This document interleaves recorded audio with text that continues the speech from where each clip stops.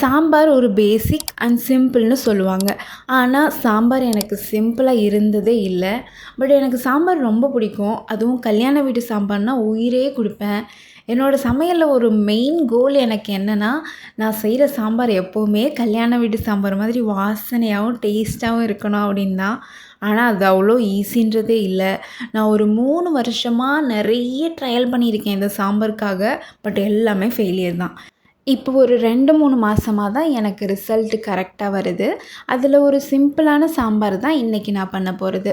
அதுக்கு நான் ஒரு 1/2 கப் துவரம் பருப்பு எடுத்திருக்கேன். ஊற வைக்கலாம் போகிறதில்ல, டைரெக்டாக குக்கரில் போட்டு நல்லா கழுவிட்டு 1 கப் தண்ணி ஊற்றிருக்கேன்.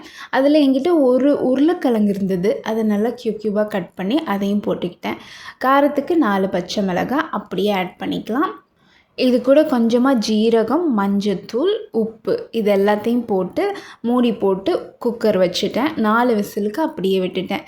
இந்த சைடில் ஒரு வெங்காயம், ஒரு தக்காளி இருந்தது. நல்லா சின்ன சின்னதாக கட் பண்ணி வச்சுக்கிட்டேன்.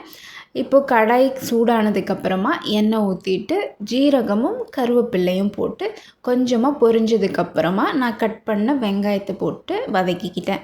இது ரொம்ப நேரம்லாம் வதக்கலை. லைட்டாக அந்த வெங்காயத்தோட தோல் வந்து டிரான்ஸ்பரண்ட்டாக வர அளவுக்கு மட்டும் லைட்டாக வதக்கிக்கிட்டேன். அது மாதிரி வந்ததுக்கப்புறமா என்னோடய தக்காளியும் போட்டு நல்லா வதக்கிக்கிட்டேன். தக்காளி வந்து நல்லா கசிஞ்சு வர அளவுக்கு வதக்கிட்டேன். அதுக்கப்புறமா என்னோடய மசாலா நான் வந்து கொஞ்சம் மஞ்சத்தூளும் 1 டேபிள் ஸ்பூன் அளவுக்கு மல்லித்தூள் அப்படியே போட்டு எண்ணெயிலே 1 மினிட் நல்லா வதக்கிக்கிட்டேன் ட்ரையாக.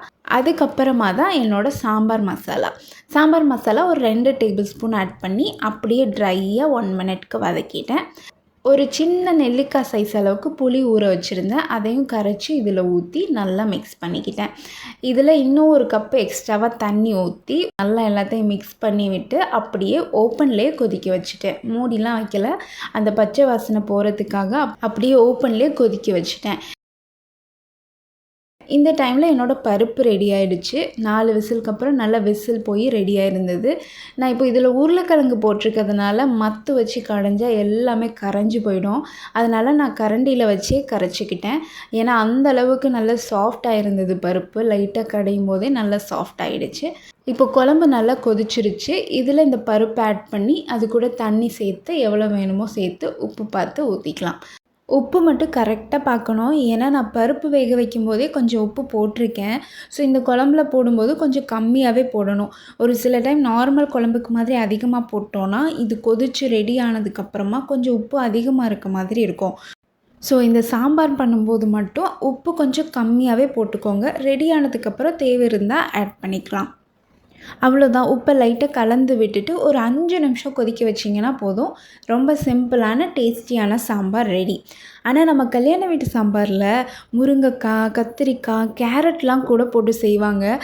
அண்ட் அதில் சில ஸ்பெஷலான இன்க்ரீடியன்ட்ஸ் கூட இருக்குது. கண்டிப்பாக நான் அது இன்னொரு வீடியோவில் பண்ணுறேன். அது வரைக்கும் இந்த சிம்பிளான சாம்பாரை ட்ரை பண்ணிவிட்டு எப்படி இருந்ததுன்னு கமெண்டில் சொல்லுங்கள்.